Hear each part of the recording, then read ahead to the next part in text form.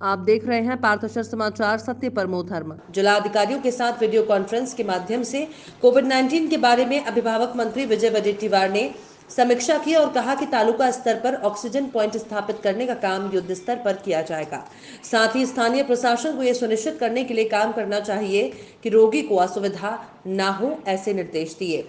Collectorate के 20 सूत्रीय hall में video conferencing के जरिए कोविड-19 की समीक्षा बैठक अभिभावक मंत्री की अध्यक्षता में हुई। इस अवसर पर कलेक्टर अजय गुल्हाने, मुख्य कार्यकारी अधिकारी राहुल करदिल, अतिरिक्त कलेक्टर विद्युत वरखेड़कर, resident deputy collector Manohar Gawad, जिला स्वास्थ्य अधिकारी डॉक्टर राजकुमार गहलोत उपस्थित थे। चंद्रपुर जिले में कोरोना के रोगियों की बढ़ती संख्या को देखते हुए जिले के अभिभावक मंत्री विजय वडेट्टीवार पिछले 2 दिनों से जिले में स्थिति का जायजा ले रहे हैं।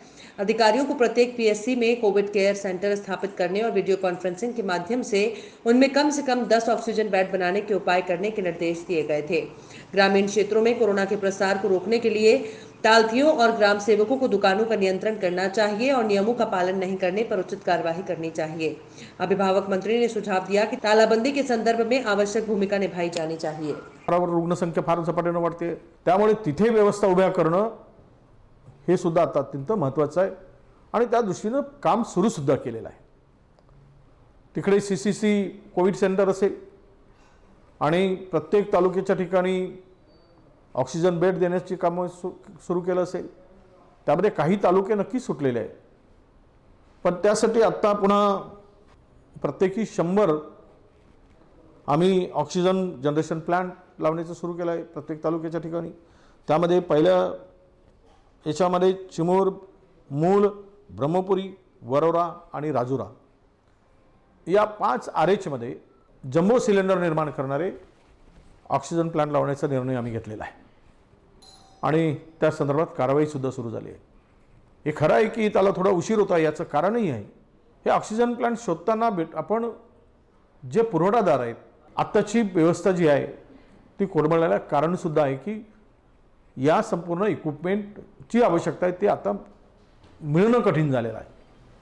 खूप शोधाशोध केल्यानंतर कुठेतरी हे पुरवठादार मिळतात आणि ते 10 दिवस सांगून त्यामध्ये 20 दिवसाचा कालावधी घेतात।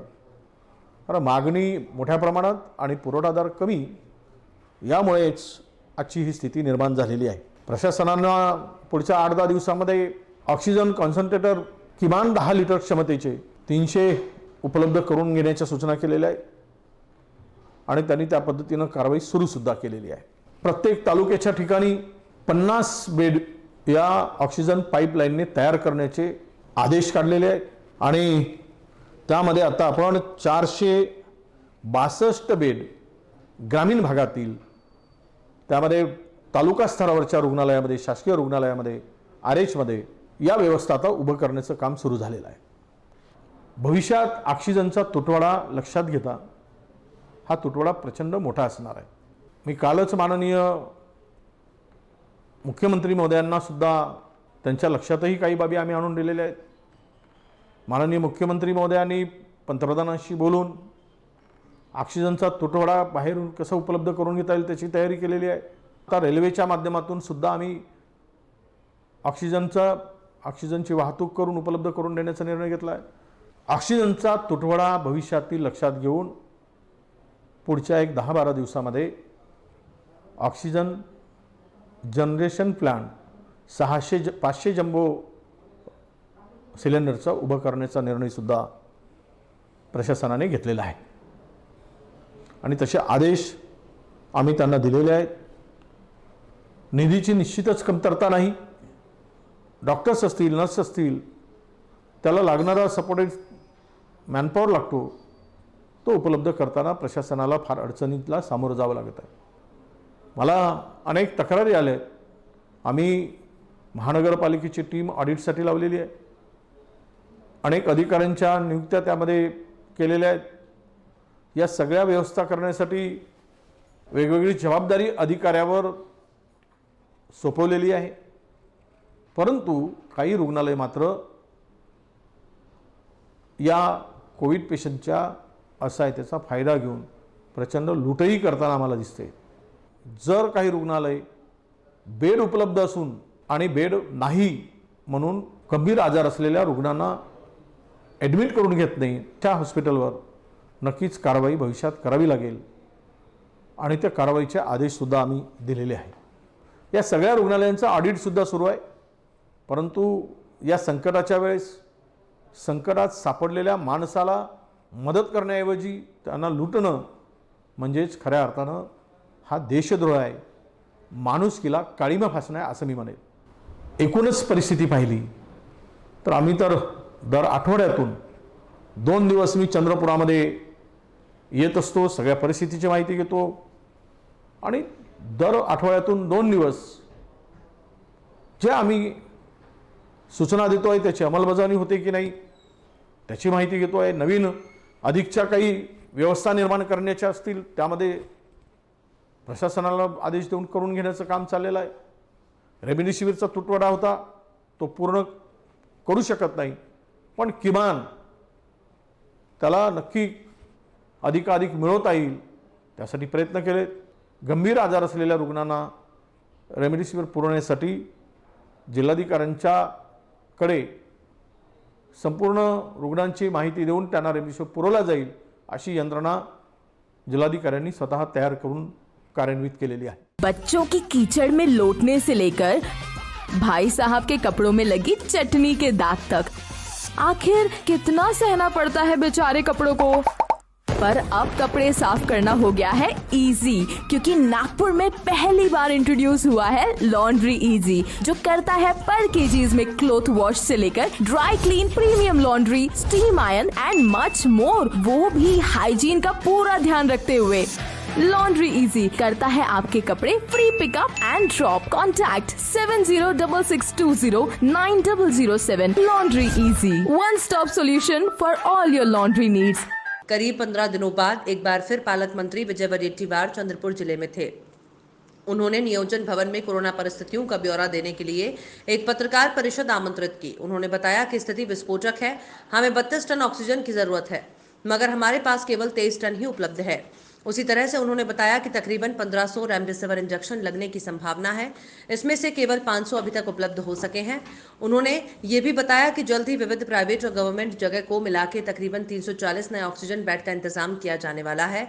उन्होंने बताया कि 500 सिलेंडर की कैपेसिटी वाला 4.5 करोड़ रुपए की लागत से अगले 15 दिन में एक ऑक्सीजन रिफिल प्लांट बनाया जाने वाला है, जो कि हवा से खींचकर ऑक्सीजन बनाया जाता है।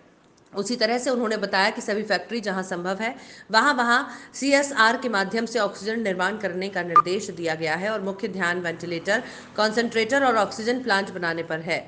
उन्होंने माना कि प्रशासन का अंदाज गलत हुआ है, क्योंकि जिस स्पीड से पिछले साल कोरोना फैला था उसकी दूसरी लहर इस साल कई गुना तेजी से फैल रही है। यानी जो स्थिति पिछले साल 9 दिनों में होती थी, इस साल वो 4 दिनों में ही हो रही है, इसलिए भागदौड़ मची हुई है। उन्होंने ये भी बताया कि शासकीय अस्पतालों में सीरियस पेशेंट ज्यादा आ रहे हैं, क्योंकि उन्हें प्राइवेट हॉस्पिटल के डॉक्टरों द्वारा मना किया जाता है। इस वजह से शासकीय अस्पतालों का डेथ रेट ज्यादा दिख रहा है। इस संदर्भ में उन्होंने संबंधित दोषी अस्पतालों के डॉक्टरों पर कार्रवाई करने के संकेत दिए और जल्द ही परिस्थिति को काबू में लाने के लिए प्रशासन हर संभव कोशिश कर रहा है, ऐसा बताया। इसी तरह उन्होंने आम जनता को कर्फ्यू में सफल करने की अपील की, क्योंकि चेन तोड़ना बहुत जरूरी है, अन्यथा स्थिति और भी भयानक हो सकती है। कारण रुग्णसंख्या फार प्रचंड आहे आणि खाजगी रुग्णालय कुठल्याही क्रिटिकल पेशंटला बेड नाही म्हणून त्यांना जागा देत नाही। मात्र आमच्यासारख्या राजकीय लोकांचे फोन गेले तर ते आणि बेड देतात, तेही क्रिटिकल पेशंटला देत नाहीत। त्यांना आम्हाला पण सांगतात की बेड नाही म्हणून, आणि ज्याचा ऑक्सिजन लेवल 90च्या वर आहे असे पेशंट घ्यायचे आणि त्यांना चुना लावायचा, हा एकमेव धंदा सुरू झालेला आहे। परंतु थोडाही 90च्या आत ऑक्सिजन लेवल असलेला पेशंट स्वीकारायचाच नाही। हे लूट काही दिवसांनी मला आढळून आले। मी सर्वांना दोष देत नाही, पण काही डॉक्टर मात्र काळीमा त्याच्या ठिकाणी करतायत, काही हॉस्पिटल आहेत, म्हणूनच ही परिस्थिती झाली। आता 2 लोकांचा मृत्यू झाला, हे आले कुठून? एक लाखनीवरून आला, भंडारा जिल्ह्यातून। त्यांना न सांगता आल्यानंतर त्यांना बेड मिळणार कुठून रात्री? बरं कोण नाही, त्यांचा नातेवाईक नाही, शोधायला नाही, पाहायला नाही कोणी। डॉक्टर तुम्हाला माहिती आहे रात्री 1 राऊंड झाला की फिजिशियन येत नाही। सर्व हॉस्पिटल नर्स आणि टेक्निशियनच्या भरोशावर मिळवते, ते कोणालाच नव्यानं ॲडमिशन देत नाही। तो रात्री 12-12:30ला पेशंट आला, 12:30 वाजता त्याला बेड मिळाला नाही लाखनीवरून आल्यानंतर। इथे जो पेशंट आता मृत्यू झाला चंद्रपुरात, तो सुद्धा नागपूरहून आला रात्री, ब्रह्मपुरी गेला, नागपुरात आला, बेड मिळाला नाही, रात्री बेड उपलब्ध झाला नाही। त्याला आम्ही काय करू शकतो? शेवट कोणतंही यंत्रणा असेल त्या यंत्रणेला मर्यादा आहे। त्या मर्यादेच्या पलीकडे जाऊन कोणती यंत्रणा काम करू शकणार नाही, उपाययोजना करू शकत नाही. आणि आजची स्थिती इतकी अमर्यादेच्या पलीकडे गेली की आमच्या हातात कंट्रोल किती ठेवायचा. आम्ही बाकी गोष्टी करू शकू, पण आता डॉक्टर नाही, हे आणणार कुठून, ऑक्सिजन नाही, इंजेक्शन नाही. आणि या सगळ्यामध्ये निश्चितच अडचणी होत आहेत. बोलणं आणि करणं यातला फरक आहे. मी सत्तेमध्ये नाही, मी बोलून का झालं नाही म्हणू शकतो, पण मी खुर्चीवर बसून ज्या उपाययोजना करायला पाहिजे त्या मी कोणताही राजकीय माणूस असेल, पॉलिटिशियन माणूस असेल, मंत्री असेल, आमदार असेल किंवा अधिकारी असेल, हे आपल्या जबाबदारीतून बाहेर पडू शकत नाही. संकटाच्या वेळेस ती जबाबदारी ते घेऊनच काम करत असतात, परंतु त्यांनाही मर्यादा आहे. आम्ही रोज 12-1 वाजतापर्यंत या सगळ्या बेडसाठी आणि व्यवस्थेसाठी झटत असतो. काही लोकांच्या शिवाय आम्हाला बसतात की बेड उपलब्ध झाले तर किती वेळा फोन करायचा. त्याची जबाबदारी त्याला वाटतं की आमचा लोकप्रतिनिधी आहे, आम्हाला बेड का मिळत नाही. पण त्यांना काय माहीत की प्रत्येकजण हेच मागणी करतो आहे. जर 100 लोकांचे फोन रोज आले तर 100 बेड आणायचे कुठून. तर हॉस्पिटल फुल आहेत, व्हेंटिलेटर फुल आहेत, ICU फुल आहेत. ही सगळी परिस्थिती हाताळणं, म्हणूनच मी 10-12 दिवसापूर्वी सांगितलं की जर उद्या मृत्यूचा खच पडेल, जर कडक लॉकडाऊन केला नाही तर, लोकांनी नियम पाळले नाही तर, मुन्नारा महाराष्ट्रातील पहिला पॉलिटिशियन आहे. ही इतकी विस्फोटक परिस्थिती आहे, लोक ऐकत नाहीत, बाहेर पडायचं सोडत नाहीत. एखादा किराणा दुकानात जाणारा खिशात लिस्ट घेऊन जातो, तो किराणा आणत नाही, पण पोलिसांना अडवलं तर दाखवायसाठी म्हणून आणतो, म्हणजे विनाकारण बाहेर फिरतो. बरं गेला तर एकदा साखर आणतो, दुसऱ्यांदा जातो फिरून पुन्हा तेल आणतो, असं करून चक्रा मारत असतो आणि लोकांना संसर्गित करत असतो. मागच्या वेळेस ते मुस्लिम लोकांवर आरोप झाला, आता तर बिहार आणि UP आणि तिकडे विस्फोटक परिस्थिती ती निर्माण झाली. हे सगळा कोरोना वाढतोय तो संसर्गामुळे वाढतोय, एकमेकाच्या संपर्कात गर्दीत मिसळल्याने त्याचा वाढतोय. म्हणून एवढाच याच्यावरचा आत्ताच्या परिस्थितीमध्ये मला वाटतं वॅक्सिनेशन मोठ्या प्रमाणात करावं आणि ते करण्याचं काम राज्य सरकार हाती घेतलेलं आहे. आवश्यकता पडली तर बाहेरून मागवावं, बाहेर देशातून मागवावं. आमच्याकडे जर तेवढ्या प्रमाणात मिळालं पण वॅक्सिनेशन, कारण 3री लाट येईल. आता राज्याला 1550 टन ऑक्सिजन लागत आहे, पण पुढची लाट आली तर 2000 टनच्या कमी ऑक्सिजन लागणार नाही.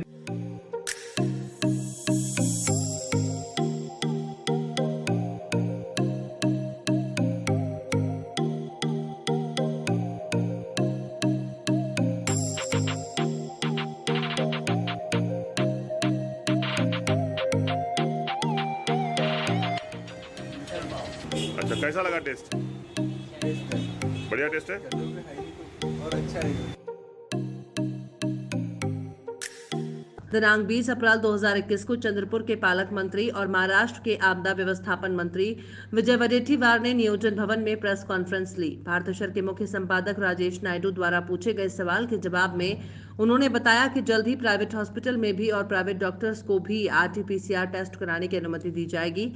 सविस्तर ऐसा समाचार है कि पहले कुछ प्राइवेट लैब्स को RT-PCR टेस्ट कराने की अनुमति दी गई थी, मगर बेभाव फीस लेने की वजह से उन्हें बंद कर दिया गया था। मगर अब चंद्रपुर में तकरीबन रोज के 3000 से अधिक टेस्टिंग नमूने आ रहे हैं और गवर्नमेंट मेडिकल कॉलेज में टेस्टिंग लैब की क्षमता केवल 700 टेस्ट की है, जिसमें 3 शिफ्ट का काम होने के बावजूद तकरीबन 1000 रोज के टेस्ट बच जा रहे हैं। इस विषय में पार्थशर की ओर से प्रेस कॉन्फ्रेंस में राजेश नायडू ने इसके समाधान के लिए पालक मंत्री से सवाल किए। उसके उत्तर में उन्होंने कहा जल्द ही फीस फिक्स करके प्राइवेट दवाखाना को और प्राइवेट लाइफ को टेस्टिंग की अनुमति दी जाएगी। GMC मध्ये जी आपली लॅब टेस्टिंग आहे त्याची कॅपॅसिटी 700 टेस्ट करण्याची रोजची आहे। आपल्याकडे सरासरी 2500 ते 3000 रोजचे नमुने येत आहेत आणि आपले डॉक्टर्स लोक खूप मेहनत करून ते 1200-1500 पर्यंतचे रोजचे टेस्ट करत आहेत। तर भाऊ ही परिस्थिती पुन्हा बिघडणार आहे तर ती कॅपॅसिटी कशी हँडल होणार आहे आणि प्रायव्हेट टेस्टिंग पुन्हा बंद करण्यात आलेलं आहे, तर याच्यासाठी आपण काय प्रायव्हेट टेस्टिंगला परमिशन दिलेली आहे। कारण कलेक्टरला सांगितलं प्रायव्हेट परमिशन घेऊन टाका, तर त्याच्यावर नियंत्रण ठेवलं पाहिजे। सर्विसचे पैसे होते पाहिजे, दराप्रमाणे टेस्टिंग करून घ्यायला हरकत नाही असे आदेश करायला। आता आपण तेवढ्याचे प्रमाणे तेवढ्याचे आता थोड्याचे पैसे जो काही जॉब आहे ना 5 तास तिथे आपण करायचं।